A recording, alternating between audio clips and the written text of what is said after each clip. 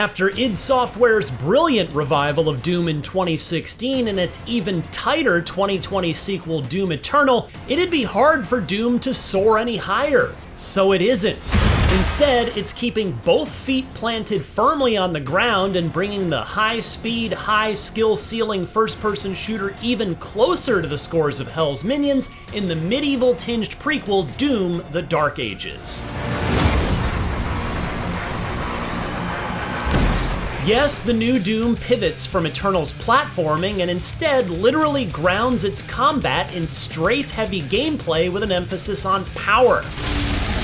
Sure, the great guns are still there, this is Doom after all, and that very much includes the new Skull Crusher that stood out in the reveal trailer. You know, the one that eats the skulls of your fallen enemies as ammunition and spits them back out at the still living bad guys in smaller, higher velocity chunks. But the Dark Ages also places a huge premium on your 3 melee weapons.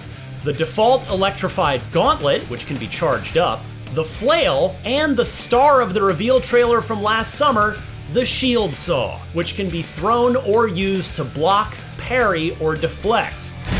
Quote, "You're gonna stand and fight," game director Hugo Martin said after my demo of the new Doom.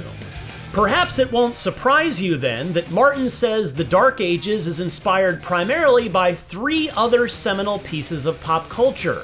The legendary original Doom, Frank Miller's Batman: The Dark Knight Returns graphic novel, and Zack Snyder's 2006 classic movie 300, perhaps not coincidentally based on a graphic novel by Frank Miller.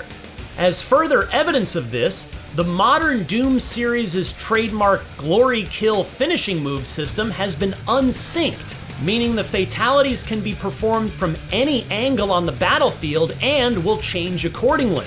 This is to account for the hordes of enemies that will be around you all the time. Yes, like 300 and the original Doom, you'll be surrounded by bad guys in combat bowls that have been significantly widened in the Dark Ages. You can accomplish objectives in any order you want and wander anywhere you feel like in the levels, which, by the way, Martin says have been shortened a bit where needed to stick closer to his sweet spot of each being about an hour long. Even better, addressing a criticism I cited in my review of Doom Eternal, The Dark Ages will no longer force you to read its story in the codex. Instead, the story will play out in cutscenes.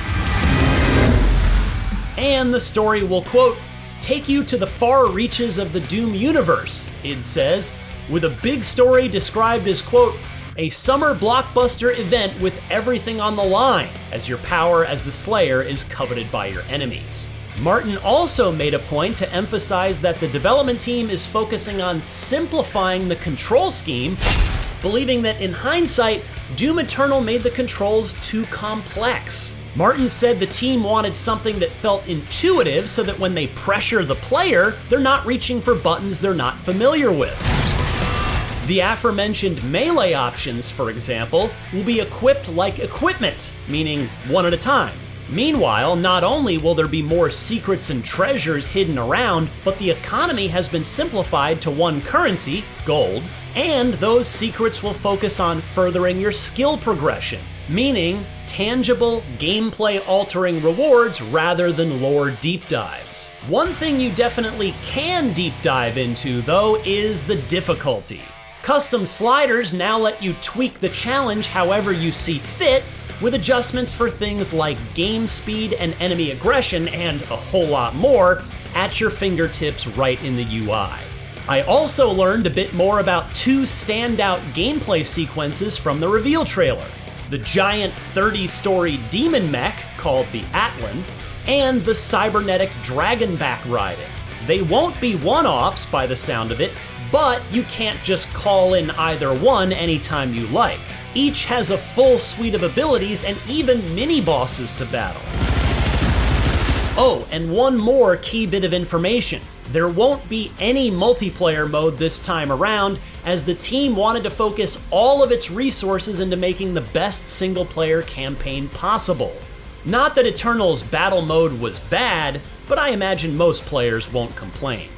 But for me, someone for whom the original Doom was transformational in 1993, I just keep coming back to Martin's pivot away from the very successful direction they were heading in Eternal, and his renewed adherence to the design principles of that 30-year-old foundational classic as he designed the Dark Ages. Quote, "It's just gotta be different from Eternal," Martin said, "especially if I love the game. If I want to play a Doom game, I want to feel strong, but I'm okay with changing what that power fantasy is, especially if that change brings it closer to classic Doom." Hearing that has got me more hyped than ever. May 15th can't come soon enough.